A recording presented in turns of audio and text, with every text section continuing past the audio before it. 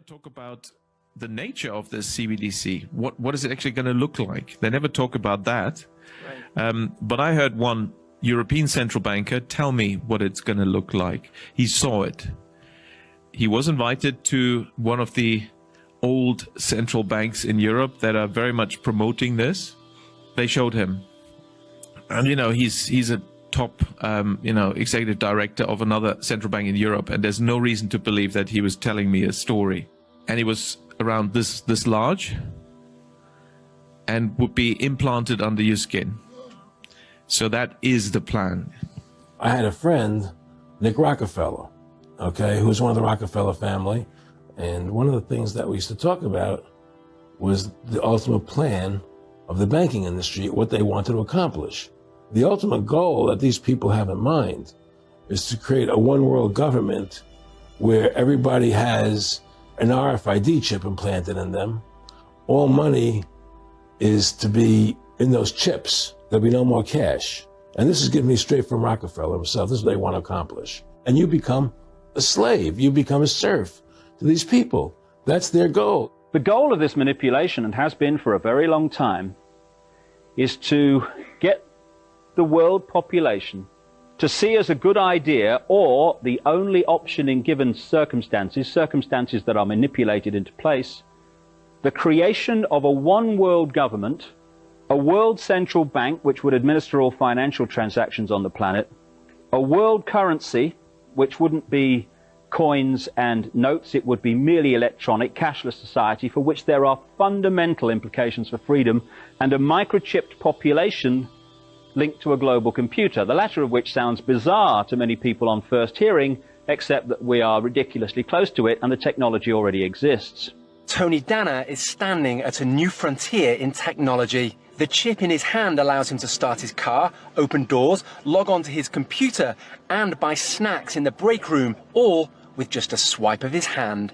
You scan it at the kiosk, it comes up on the kiosk, and then to finalize your payment, you'll put your RFID chip.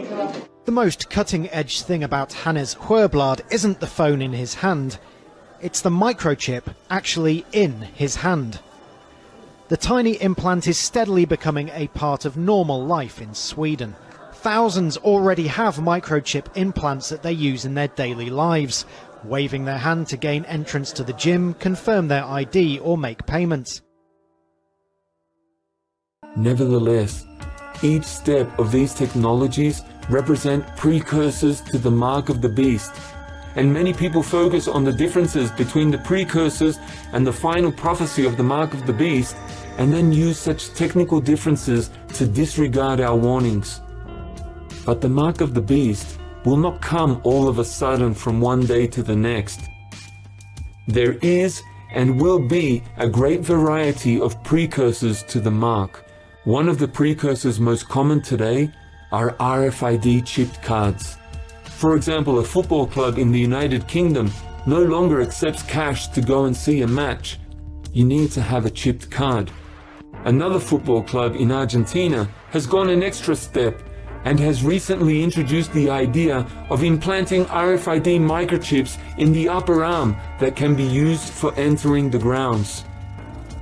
Many shops everywhere are now promoting or requiring RFID chipped cards to access special discounts. And you can no longer travel using public transport in many places without an RFID chipped card. All of this is part of the conditioning that the system needs to implement before the final mark of the beast comes. The world's population must get used to making cashless transactions and be comfortable with having all their data registered and accessible to the system, and to enjoy and depend on the commodities that the technology offers before the whole world will be ready to accept an implantable microchip in the hand or forehead, without which they will not be able to buy or sell. Those who want to promote this transaction system based on microchip implants know that resistance to such a plan mostly comes from people who know of the mark of the beast prophecy, so the system keeps wearing down that resistance little by little through the use of these precursors. Technically, these precursors are not the mark of the beast.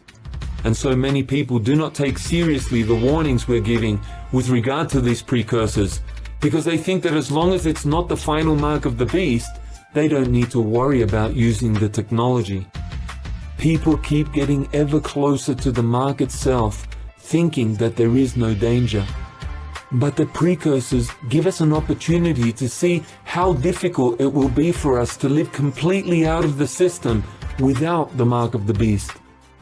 If we keep giving in and continually get used to using the precursors, they're only going to take us closer and closer to the mark itself, until accepting the mark of the beast becomes just one more tiny step above what we're already used to. That's why it's important to note how the population of the world is conditioned with this technology. Young people already grow up accepting this as the norm, and it's getting harder to question what is happening without being seen as antiquated and extremist.